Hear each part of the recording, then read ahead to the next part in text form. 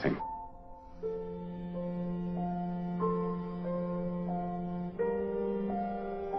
What are you passionate about? We go through life with our antennas bouncing off one another, continuously on ant autopilot, with nothing really human required of us.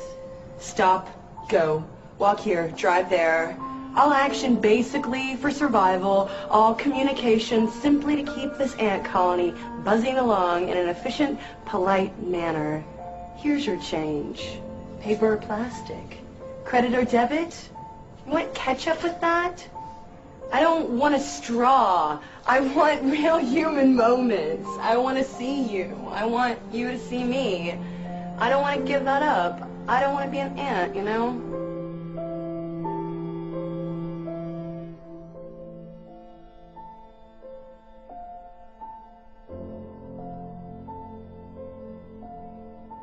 I did my career on my own terms, and I don't know how many people get to do that anymore.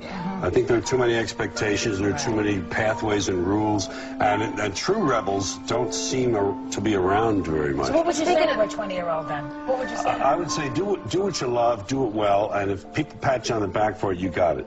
The secret to happiness is finding something you love and doing it well, and then being recognized for it. Someone, even if it's one person who says you're doing a great job, or if it's applause, but those three things together. I said to my wife at that time when I changed, I said, you know, even if I only filled coffee houses 3 days a week for the rest of my life, I'd be happy doing that. And when you let go of goals and stuff, I mean the attachment to goals, that's when things come to you. You should have an aim point, but not a thing like that.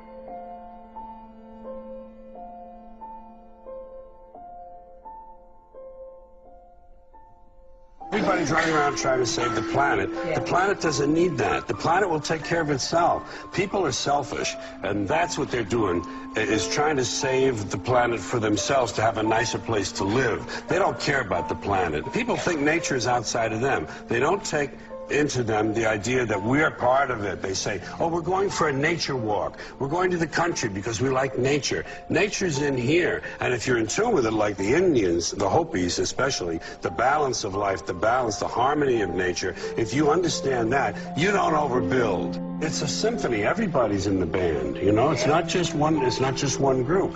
People want their goodies. They want their toys. Everybody wants the newest gizmo. We're slaves to gizmos and toys. Everybody wants a cell phone that'll make pancakes, and I think that'll make them happy.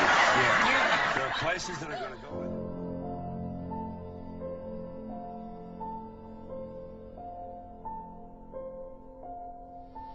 it. Find your passion and follow it. And if there is anything I have learned in my life, you will not find that passion in things. And you will not find that passion in money.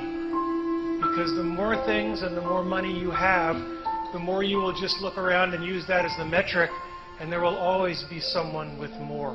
That passion will be grounded in people, and it will be grounded in the relationships you have with people and what they think of you when your time comes.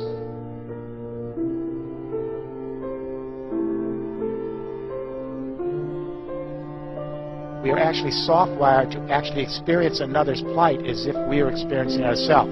But mirror neurons are just the beginning of a whole range of research going on in neuropsychology and brain research and in child development that suggests that we are actually soft-wired not for aggression and violence and self-interest and utilitarianism, that we are actually soft-wired for sociability, attachment, as John Bowlby might have said, affection, companionship, and that the first drive is the drive to actually belong.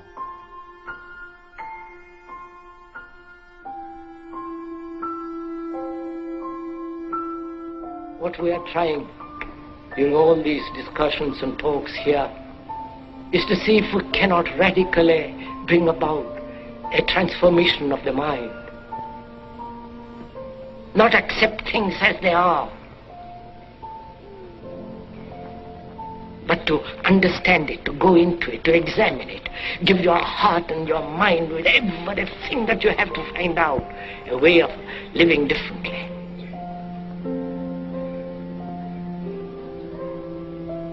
But that depends on you and not somebody else. Because in this there is no teacher, no pupil, there is no leader, there is no guru, there is no master, no savior. You yourself are the teacher and the pupil, you are the master, you are the guru, you are the leader. You are everything.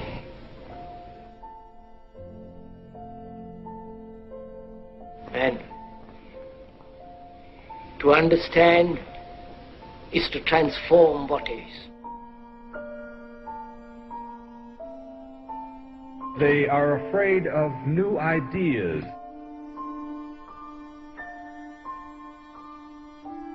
They're loaded with prejudices, not based upon anything in reality, but based on if something is new, I reject it immediately because it's frightening to me. What they do instead is just stay with the familiar.